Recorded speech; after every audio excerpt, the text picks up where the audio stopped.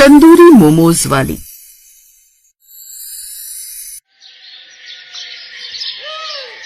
रोज की तरह आज भी गीता ने तंदूरी मोमोज का ठेला लगाया था। वो बहुत अच्छे तंदूरी मोमोज बनाती थी।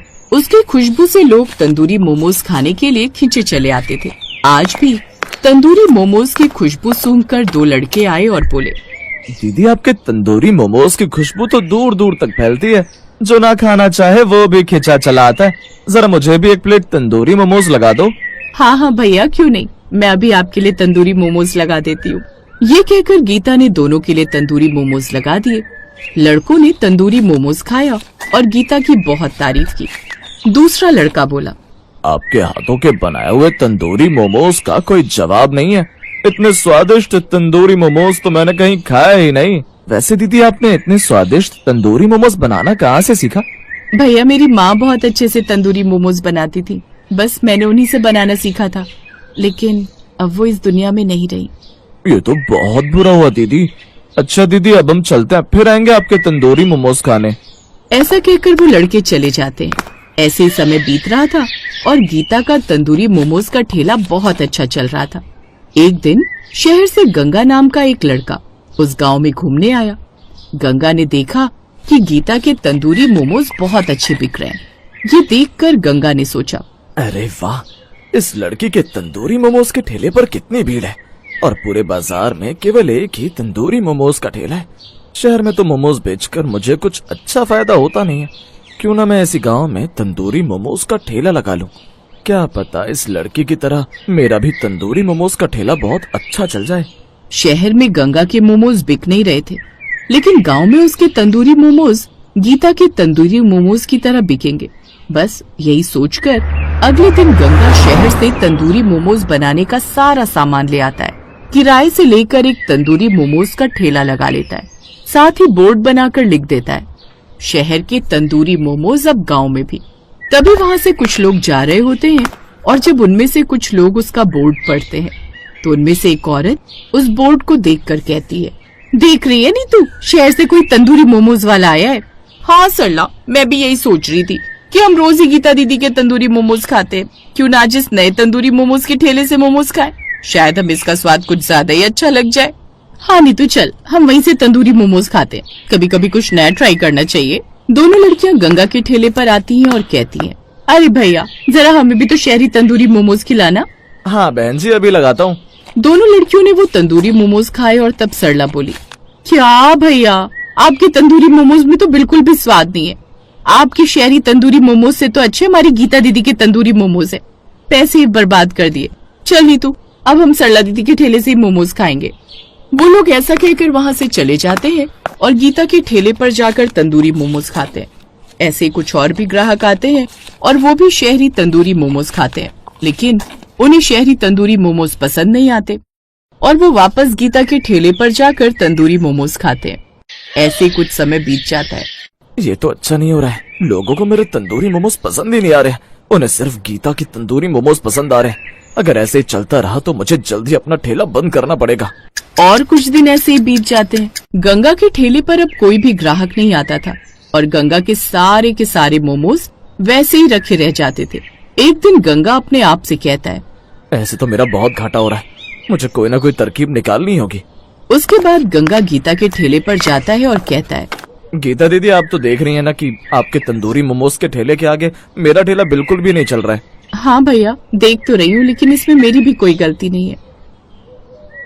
हाँ दीदी मैं जानता हूँ, लेकिन मैं सोच रहा था कि आपका ठेला इतना अच्छा चलता है और आपके पास कोई भी काम वाली नहीं है। आप मुझे काम पर रख लीजिए, मैं आपका सारा काम कर दूंगा। बदले में आपको जो मुझे देना है दे देना। ठीक है भैया, अगर ऐसी बात है तो आप आज से ही काम पर लग जाइए। इस तरह गंगा गीता के ठेले पर काम पर लग जाता है, लेकिन गंगा का इरादा तो कुछ और ही था। इसलिए जैसे ही गीता की नजर इधर उधर हटती है, गंगा गीता के तंदूरी मोमोज में नमक मिला देता है। उसके बाद कुछ औरतें गीता के ठेले पर मोमोज खाने आती हैं। उनमें से एक औरत कहती है, लाओ दीदी जरा हमें भी अपने तंदूरी मोमोज खिला दो। ठीक है बहन जी, मैं अभी लगा देती हूँ। अब गीता उनके लिए तंदूरी मोमोज लगा देती है, लेकिन जैसे ही वो औरतें मोमोज खाती हैं तो तुरंत ही थूक देती हैं और कहती हैं, ये क्या गीता बहन, आपने मोमोज में इतना सारा नमक डाला है। भला इतने नमक मोमोज में कौन डालता है? हमारे तो सारे पैसे बर्बाद हो गए। ये क्या कह रही हो बहन, मैं तो रोज मोमोज बनाती हूँ और जितना नमक रोज डालती हूँ आज भी उतना ही डाला है। अरे गीता बहन, मैं कोई झूठ थोड़ी बोल रही हूँ, खुद ही चेक कर देख लो। हम चलते हैं, आज तुम्हारे पैसे ही बर्बाद हो गए।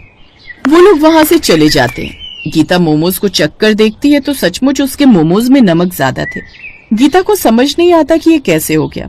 अब गीता को गंगा पर शक हो जाता है और वो गंगा पर नजर रखने लगती है और गंगा को नमक डालते हुए रंगे हाथों पकड़ लेती है। फिर वो कहती है, गंगा भैया आप बिल्कुल सही नहीं कर रहे हैं। मैंने आपको हमदर्दी में आकर काम पर रखा और आप मेरे ही ग्राहक बिगाड़ रहे हैं। वैसे मैं समझ सकती हूँ कि आपको भी काम की बहुत जरूरत है। अगर आपने मुझसे कहा होता तो मैं खुद ही अपना काम छोड़ देती, पर आपको ऐसा नहीं करना चाहिए था। कोई बात नहीं, आज से आप ही मेरा ठेला चलाइए, मैं कुछ और काम कर लूंगी। वैसे भी तंदूरी मोमोज बेचने से पहले मैं झाड़ू पोछे का काम करती थी, मैं फिर वही कर लूंगी। ऐसा कहकर गीता वहां से जाने लगती है। अब गंगा को अपनी गलती का एहसास होता है और वो दौड़कर गीता के पैर पकड़ लेता है और कहता है, नहीं नहीं गीता दीदी, आप अपना ठेला छोड़कर मत जाइए। मेरी गलती थी, मुझे माफ कर दीजिए। आज के बाद मैं ऐसी कोई गलती नहीं करूंगा। आप ठेला चलाइए, मैं काम करूंगा। आप मुझे मेरे काम की पगार दे देना। प्लीज मत जाइए गंगा दीदी, वरना मैं अपने आप को कभी माफ नहीं कर पाऊंगा। गीता गंगा की बात सुनकर रुक जाती है। वो गंगा को माफ कर देती है और फिर से अपना तंदूरी मोमोज का ठेला संभालने लगती है।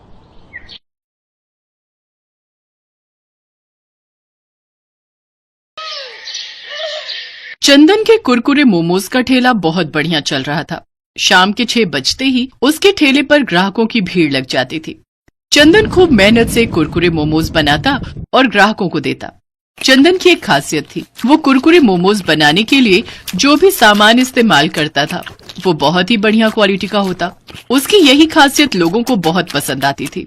धीरे धीरे चंदन के कुरकुरे मोमोज इतने फेमस हो गए कि अब वो ऑफलाइन के साथ साथ ऑनलाइन डिलीवरी भी देने लगा। चंदन भैया, एक प्लेट कुरकुरे मोमोज लगाना। अभी लगाता हूँ। आपकी कितनी प्लेट करनी है? भैया 3 प्लेट लगानी है। हाफ प्लेट में कितने मोमोज हैं? अब हाफ प्लेट में 4 और फुल प्लेट में 6 मोमोज हैं। एक काम करो, फुल 3 प्लेट लगा दो है। चंदन रोजाना ऐसे ही मेहनत से काम करता। अब उसने अच्छे पैसे कमाने शुरू कर दिए थे। चंदन रोजाना सुबह सुबह ही कुरकुरे बनाने का सामान लेने बाजार चला जाता था। ताजी ताजी हरी सब्जियां, पनीर, तेल, बाकी की सामग्री जो भी उसे चाहिए होती थी वो बहुत ही बढ़िया किस्म की खरीद लेता था। एक दिन एक लड़का चंदन की दुकान पर आया। वो बहुत परेशानी की हालत में था। भैया कोई काम दे दो, मैं बहुत बीमार हूँ, मुझे पैसे की बहुत जरूरत है। इस शहर में नया आया हूँ, बहुत लोगों से काम मांगा पर किसी ने भी काम नहीं दिया। तुम्हारे बारे में यहाँ के लोगों से सुना था। भैया मैं मेहनत से काम करूंगा, तुम्हारे यहाँ काम करके मुझे 2 वक्त की रोटी मिल जाएगी और मेरी बूढ़ी माँ भूखी भी नहीं रहेगी। फटे हाल कपड़ों में रोते हुए लड़के को देखकर चंदन को दया आ गई। चंदन को वैसे भी किसी लड़के की जरूरत थी जो काम में उसकी मदद कर सके। ठीक है, तुम मेरे पास काम कर सकते हो, लेकिन काम पूरी ईमानदारी से करना। तुम्हारी किसी भी गलती के कारण मेरे ठेले का नाम खराब नहीं होना चाहिए। नहीं नहीं भैया, आप चिंता मत करो, मैं पूरी मेहनत से काम करूंगा। चंदन रघु नाम के उस लड़के को अपने ठेले पर काम दे देता है। रघु के आ जाने से चंदन को बहुत सहारा मिल गया। चंदन जब बाजार जाता तो रघु को भी अपने साथ ही ले जाता। धीरे धीरे रघु चंदन के साथ रहकर सारा काम सीख गया। अरे वाह रघु, तू तो बहुत बढ़िया कुरकुरे मोमोज बनाने लगा है। मास्टर हो गया तू तो अब। चंदन भैया सीखा तो आपसे ही है ना। उस दिन जरूरत पर आप मेरी मदद ना करते तो आज मैं और मेरी माँ दर दर की ठोकरें खा रहे होते। रघु, जो मेहनत करते हैं, ईमानदारी से काम करते हैं, उन्हें भगवान कभी भूखा नहीं रहने देते। तुम ईमानदारी के रास्ते पर चलोगे तो हमेशा सफलता ही मिलेगी। चल अब जल्दी जल्दी मोमोज की प्लेट लगा, ग्राहक खड़े। हम यूं ही बातों में लगे रहे तो ग्राहक वापस लौट जाएंगे। अरे भैया ऐसा कैसे हो सकता है कि आपके ठेले से कोई ग्राहक बिना मोमोज खाए ही वापस लौट जाए। ये लीजिए भैया, आपकी 2 फुल प्लेट। नमस्ते चंदन भैया, कैसे हो? मैंने तुझे मना किया था ना, मेरे ठेले के आसपास भी मत फटकना। फिर तू यहाँ क्या करने आया? अच्छा, तो नया लड़का रख लिया, बहुत सही है। मुझे तो तुमने काम से निकाल दिया, जबकि मेरी कोई गलती भी नहीं थी। क्यों? तूने कुरकुरे मोमोज बनाने के लिए पुराना पनीर इस्तेमाल नहीं किया था? तेरे कारण मेरे कितने ग्राहक छूट गए। बेईमानी करने वालों की यहाँ कोई जगह नहीं है। मैंने तेरे साथ सही किया। अभी काम का टाइम है, अभी जा यहाँ से। अरे 1 प्लेट कुरकुरे मोमोज तो खिला दो, पैसे दे रहा हूँ, मुफ्त में नहीं खा रहा। रघु, इसे कुरकुरे मोमोज की प्लेट बनाकर दे दे, खाकर चला जाएगा। उस लड़के का नाम रमेश था। वो बहुत बेईमान था। कुछ समय पहले वो चंदन के ठेले पर नौकरी करता था, पर उसने बेईमानी की और चंदन को बाजार से मिलावटी सामान लाकर दिया, जिस कारण चंदन के मोमोज का स्वाद बदल गया और उसके काफी ग्राहक छूट गए। चंदन ने एक बार फिर से अपनी मेहनत और लगन से कुरकुरे मोमोज बनाए। आज फिर उसका काम अच्छा चल रहा था, क्योंकि उसके पास रमेश जैसा बेईमान नौकर नहीं था। रमेश कुरकुरे मोमोज खाकर चला जाता है। अगले दिन चंदन काम पर थोड़ा देर से आया। इतनी देर में रघु ठेला तैयार कर चुका था। अरे घर में आज गांव से माँ बाबूजी आए हैं, बस इसी चक्कर में सारे काम लेट हो गए। तुमने सब कुछ तैयार कर लिया ना? हाँ भैया, मैंने मोमोज तैयार कर लिए हैं, बस आपका ही इंतजार कर रहा था। भैया ये सुबह जो सामान लाया था उसके पैसे बच गए थे, ये रख लो। अच्छा, ला दे। चंदन भैया, 2 प्लेट कुरकुरे मोमोज लगा दो। अभी लगाता हूँ भैया। तभी ग्राहक मोमोज खाते ही गुस्से में चंदन पर भड़कने लगा। क्या बात है चंदन भैया, कुरकुरे मोमोज बनाने भूल गए हो क्या? कैसा सा स्वाद है ये? मोमोज तो कड़वे हैं। कड़वे मोमोज? ऐसा कैसे हो सकता है? मैं देखता हूँ, ऐसी गलती तो कभी नहीं होती। चंदन जैसे ही मोमोज का टुकड़ा खाता है वो तुरंत थूक देता है। मोमोज सच में बहुत कड़वे थे। सारे ग्राहक गुस्से में वहाँ से चले गए। उस दिन चंदन का बहुत नुकसान हुआ। रघु, आज तो मोमोज तूने बनाए थे ना, फिर ये कड़वे कैसे हो गए? ये बात समझ में नहीं आ रही। देख, मैं तुझ पर गुस्सा नहीं करूंगा, मुझे सच सच बता कि आखिर ये सब कैसे हुआ। चंदन भैया मेरा यकीन करो, मैंने वैसे ही मोमोज बनाए जैसे आपने मुझे सिखाए थे। मैं तो सब कुछ ठीक से तैयार कर रहा था, पर 1 मिनट चंदन भैया, जब मैं मोमोज बना रहा था तभी वो रमेश आया था। उसके हाथ में करेले का जूस था। मेरे से पूछ रहा था कि अभी मोमोज बनने में कितना समय है। मैंने कहा कि अभी थोड़ा टाइम लगेगा, तो मुझसे गिलास मांगने लगा। बोला कि जूस थैली में लाया हूँ, गिलास में डालकर करेले का जूस पी लूंगा। कहीं ये गड़बड़ उसी ने तो नहीं की, क्योंकि उसने मेरे सामने जूस पिया नहीं था, और सच कहूं तो मेरा ध्यान भी नहीं गया था। भैया मुझे इसमें उसी की कोई चाल लगती है। मुझे सब कहानी समझ आ गई है। वो बदमाश अपना बदला ले रहा है, पर मैं ऐसा होने नहीं दूंगा। उसकी तो अच्छे से खबर लूंगा। मैं अभी पुलिस स्टेशन जाता हूँ। रमेश पुलिस के सामने अपने आप सच उगल देगा।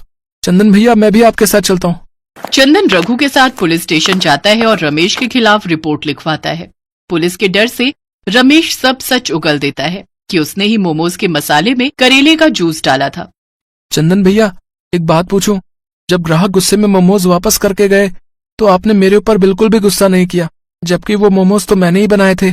रघु, ईमानदारी और बेईमानी दोनों इंसान के चेहरे पर नजर आ जाती है। मैं तुम्हें पिछले 2 महीने से जानता हूँ। जब तुमने सुबह मुझे बाकी के बचे हुए पैसे लौटाए तो वो उतने ही थे लगभग जितने मेरे खुद के लगा करते थे। तुम्हारी ईमानदारी तो उसी समय साबित हो गई थी, इसलिए मैं पहचान गया कि बात कुछ और है। खैर चिंता मत करो, अब रमेश को सजा मिल गई है। अब 2-3 महीने जेल में रहेगा तो आराम से सुधर जाएगा। रघु चंदन के साथ वापस लौटता है।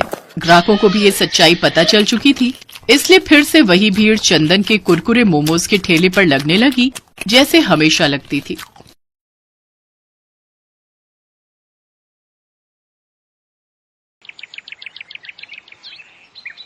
रूपाली के पति मोहन का एक गंभीर एक्सीडेंट हुआ, जिसमें वो अपाहिज हो गया।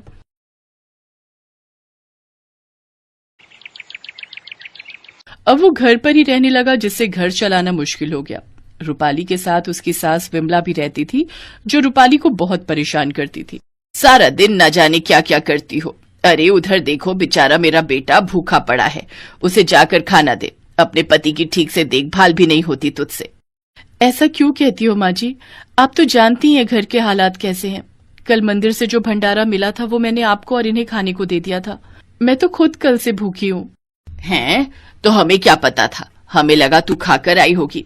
अच्छा जा, अब यहाँ दिमाग मत खा और कुछ भीख मांग कर ले आ और मेरे बेटे को खाने को दे, समझी? रूपाली घर से निकल गई।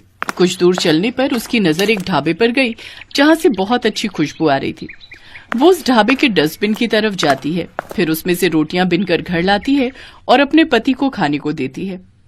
उसमें से कुछ रोटी वो अपनी सास को भी देती है। फिर वो अगले दिन उस ढाबे के मालिक से मिलती है। सेठ जी, ये रोटियां कैसे बनाते हो, मुझे भी बताइए ना। वो तो तुम यहाँ काम करके सीख सकती हो। वैसे भी मुझे यहाँ काम वाली की जरूरत है, लेकिन हाँ, कुछ पैसे नहीं मिलेंगे, बस दिन की 6 रोटी मिलेंगी, समझी? और जब तुम काम सीख जाओगी तो कुछ पैसे भी दे दूंगा। अब रूपाली सेठ के यहाँ साफ सफाई और तंदूरी रोटियां बनाने का काम करने लगती है।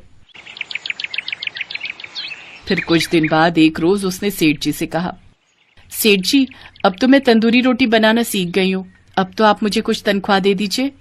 अच्छा, जो मेरे यहाँ से रोज की 5-6 रोटियां लेकर जाती है उसका क्या? अन्य क्या मुफ्त में आता है? एक तो मैं फ्री में खाना देता हूँ, ऊपर से इसे पैसे भी चाहिए।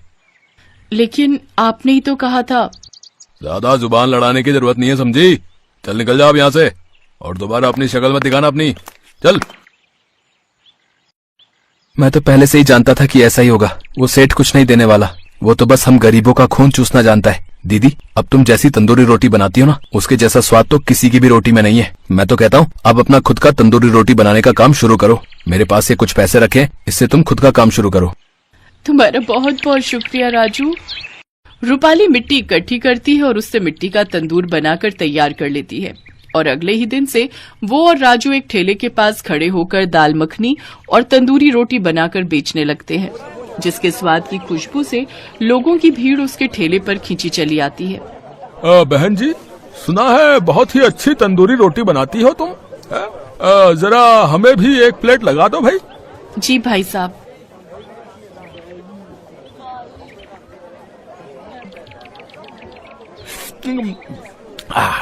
भाई वाह, लाजवाब, क्या स्वाद है इसमें। आहा, मजा ही आ गया।